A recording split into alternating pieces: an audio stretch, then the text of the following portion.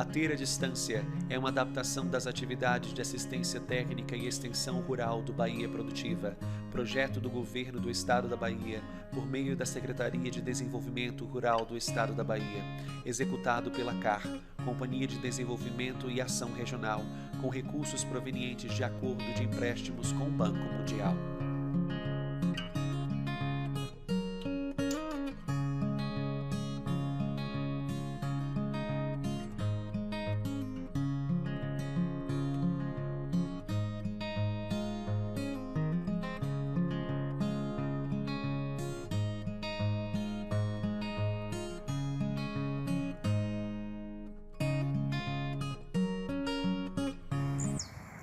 Olá, bom dia a todos e a todas. Hoje nós estamos aqui na área do assentamento.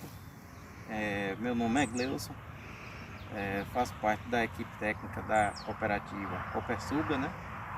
E hoje nós vamos falar de um tema que é muito importante para a nossa apicultura baiana.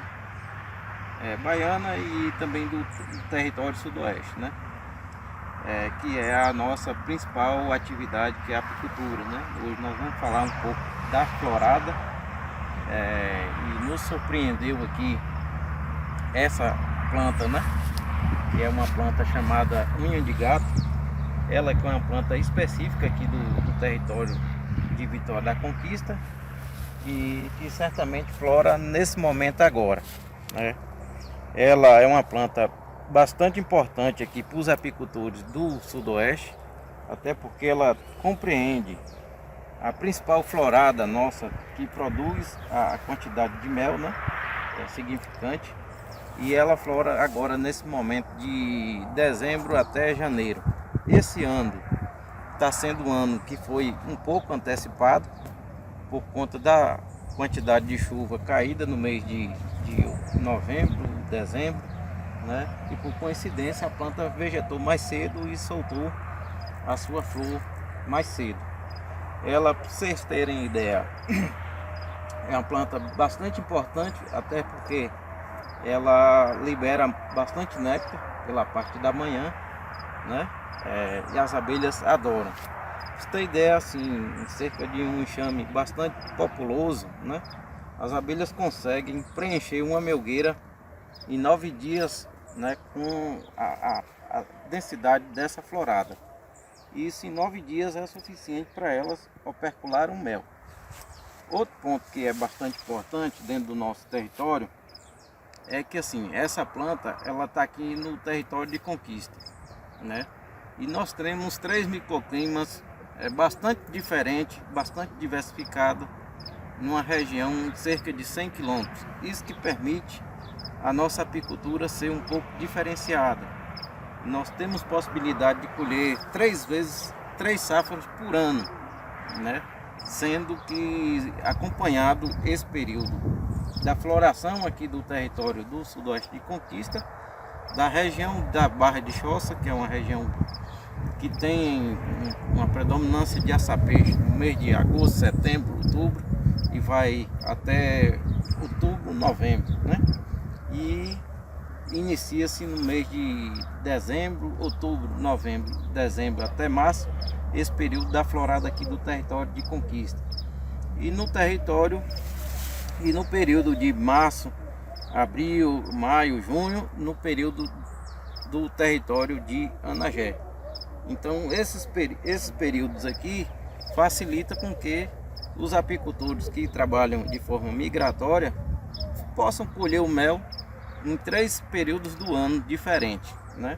Restando com que eles levam as abelhas até a florada, né? Aí é posto as colmeias em cima do carro e dentro dessa programação, desse calendário, o apicultor vai ter uma colheita de mel dessa florada específica do unha de gato, que é essa planta que a gente está aqui na mão. Você vê que tem uma grande densidade dela, né? Ele colheria esse mel nesse momento agora, nos meses de abril a maio, junho e julho, no período de Anagé, e no mês de agosto, setembro, outubro até Barra do Choça, né? Que é o período do açapeixe no mês de agosto, setembro, outubro estaria fazendo a colheita, né, e deslocando aqui para o sudoeste de Conquista, para o território de Conquista. O que mais facilita é porque assim, esse microclima diferente, de um raio de 100 km, permite que o apicultor faça essas colheitas em épocas diferentes, e aí aumenta-se a produção por colmeia ano, né? Que é um dos objetivos da gente ter uma maior produção de mel, né? E isso tende a facilitar essa safra. E isso assim, o apicultor mantém seus enxames durante o ano todo, né, com a produção de mel e os enxames praticamente numerosos, com a população numerosa, cujo isso diminui, né, a oferta de alimento, ela diminui a enxameação, a falta de alimento na colmeia, a diminuição da postura, né, pela rainha por falta de alimento. E isso tende a somar. Outro ponto que essa florada nossa diferencia é a própolis, a quantidade da própolis. A unha de gato, por exemplo, as abelhas tendem a visitar antes da florada para coletar a própolis, né, a resina que ela produz. Ela não é uma resina tão eficaz na questão do flavonoides, mas ela é uma resina eficaz em ação anticancerígena.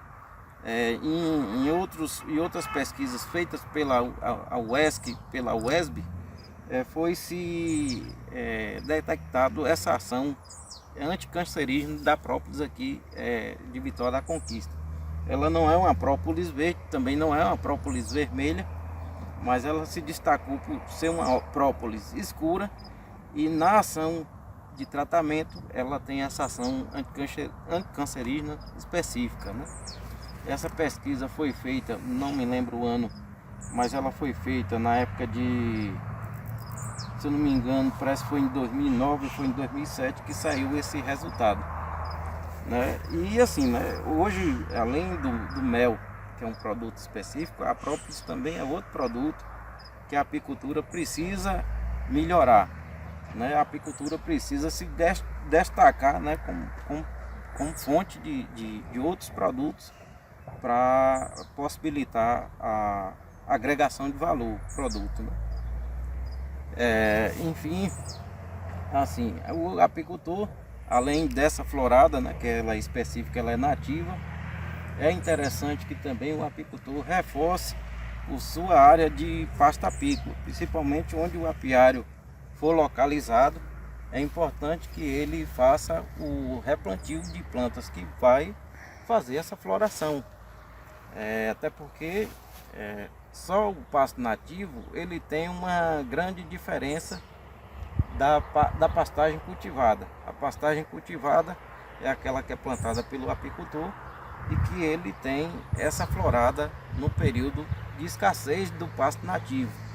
Ela é específica, né? Às vezes específica para floração, outra hora tem plantas que vai produzir pólen, que vai produzir néctar e que também vai produzir um fruto, o apicultor, né? Caso ele tenha o terreno. Caso ele não tenha, é interessante no contrato de parceria ou na parceria de quem ele esteja trabalhando o seu apiário, para que o agricultor ele plante plantas, né, com o objetivo dessa floração. Ou pode fazer uma parceria dele plantar as plantas com esse objetivo. Mas é importante que esse apicultor ele tenha a melhoria do pasto apícola. Caso ele não tenha, é bom estar sempre próximo de alguém que tem o melhoramento de algumas plantas que foram, por exemplo a laranjeira, o próprio maracujá, o próprio goiaba, o próprio café. São plantas que vão florar e vai ajudar a polinização, né? Então o apicultor ele só tem ganho nesse sentido, né? E para o agricultor tem a polinização em troca, né? Se tiver ainda uma resposta produtiva de mel, seria interessante para o apicultor, porque os enxames vão anteceder o período de safra, vão crescer a população de seus enxames, né? E ele não terá o prejuízo caso a sua colmeia abandone lá, né? Abandone a sua caixa por falta de alimento. Então o pasto apícola ele é uma atividade importante para o apicultor, para as abelhas, né? Tendo essa florada predominante, né? Ela vai produzir bastante mel. E interessante também que não tenha só a unha de gato como principal florada. Você vê, nós temos aqui a unha de gato, ela é uma dominante, né, desse local aqui. Nós temos também o mosê, nós temos também a aroeirinha ali do outro lado, nós temos ali a candeinha, lá tá lá no fundo florando, né, toda florada. Nós temos um engado mato aqui também presente na área. Nós temos a madeira nova. Temos o jacaré, que também é uma planta que tem pouco néctar, mas ele tem bastante pólen e flora no período do mês de março, por aí. Fevereiro, março, né? Ele está ali no fundo, mais presente. E assim, né? Tem o angico favinha, que também é outra planta que flora no mês de setembro. Produz bastante néctar em regiões que tem uma dominância apenas dele. É possível, né, que o apicultor ele colhe o mel específico da florada do angico favinha, né? Ele flora no mês de setembro até outubro, né? É uma planta que produz um mel muito cheiroso, agradável, né, palatável, e o mel também é muito saboroso em relação à unha de gato. Toda essa florada aqui, né, especificamente a unha de gato, ela dá uma coloração mais bem clara. O mel é um pouco bem claro, parecendo flor de laranja. Ele é bastante clarinho. E é assim, né? O que impressiona é que o apicultor ele visita as colmeias lá hoje, na florada que acontece. Aí uma semana depois o mel já está praticamente operculado. Em questão de 9 dias a abelha enche uma melgueira, né? Que é aproximadamente de 11 quilos a 12 quilos de mel, né? Cerca de 9 dias, né? O enxame estando bastante populoso, a cera estando puxada, é o suficiente para as abelhas povoarem e encherem uma melgueira com essa florada. Então nos chamou a atenção para fazer esse vídeo, né? E isso nos trouxe até aqui para mostrar essa realidade aqui do território de Conquista. Como eu havia dito, né, os apicultores dos outros municípios que não têm florada nesse momento, por exemplo, da região de Anagé, que a florada é mais para a região com a aroeira, né? Nós temos as outras regiões que a florada também é um pouco inexpressiva.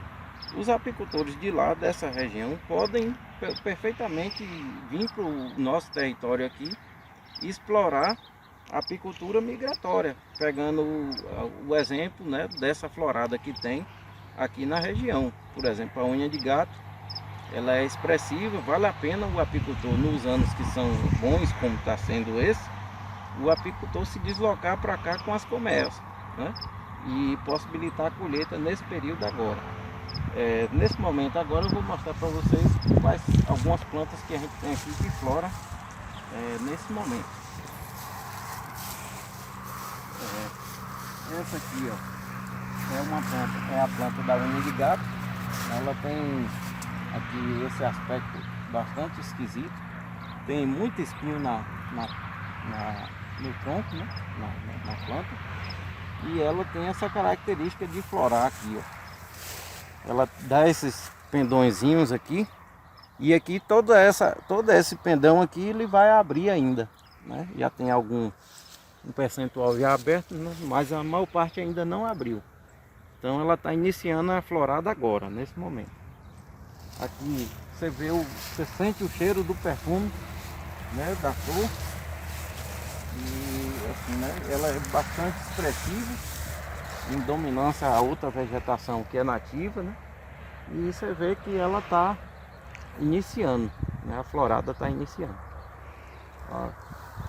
Você vê, a boa parte dos botões ainda estão abrindo, ó. Ela está abrindo, está iniciando, né? vai florar ainda bastante, né? E vai ser expressiva, né? Esse ano vai ter mel de unha de gato. Quem tiver abelha povoada tem florada. Nós temos também outras plantas aqui que talvez não dê para a gente mostrar, porque ela está em plena vegetação.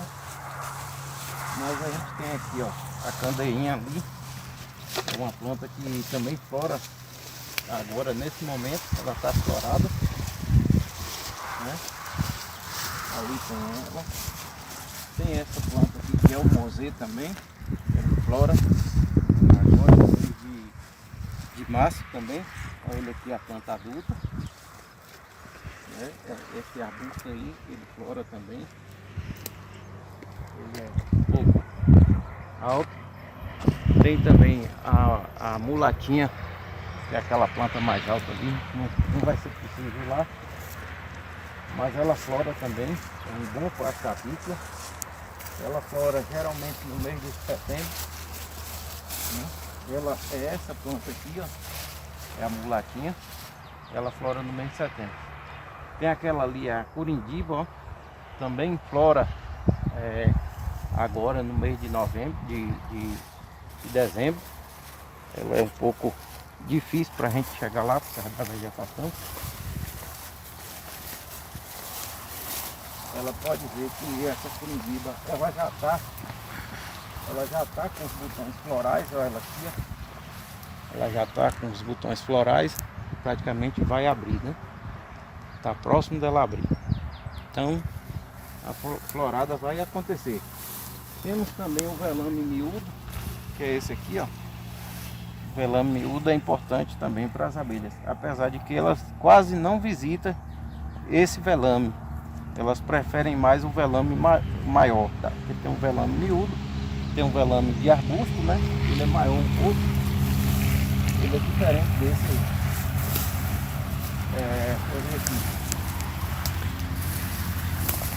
Aqui nós temos a madeira nova, que também é aquela parte, aquele arbusto ali mais alto. Ele flora, é uma planta bastante boa de pólen. Ela no mês de março, ela sai a sua floração. Ela não tem muito pólen, mas ela é boa de néctar. Ela é boa de pólen, né? Ela não é boa de néctar.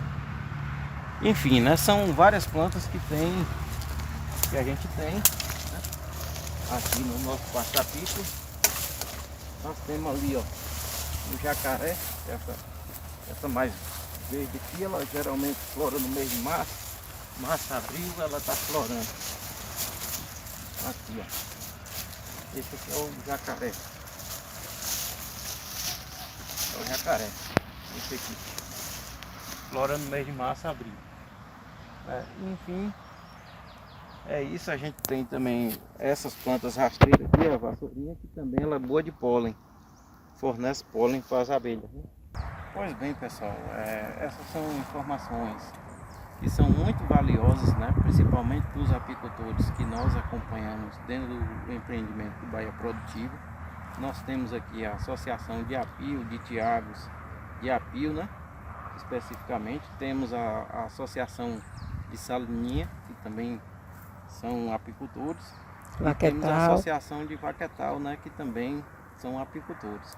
E aqueles, né, que desejam também ser apicultores, tá aí a dica, são informações valiosas, né, que nós enquanto equipe nós estamos passando.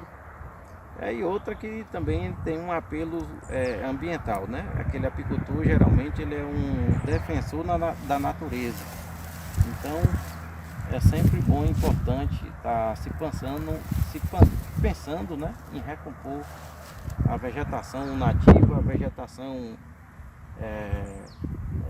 principalmente melhorando o pasta-pícola. Uma vez que ele planta árvores visando florada, essa árvore também vai cumprir o chamado sequestro de carbono, né?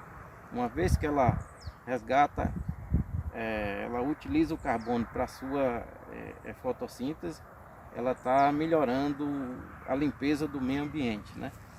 O monóxido de carbono ele é um elemento que faz mal para a camada de estufa, né? Para efeito estufa. Então, o apicultor, ele queira ou não, ele é um apelador da natureza, um defensor da natureza. Então, a gente agradece por mais essa oportunidade de estar aqui fazendo essa gravação e colocar esse importante papel desse apicultor para a apicultura, né?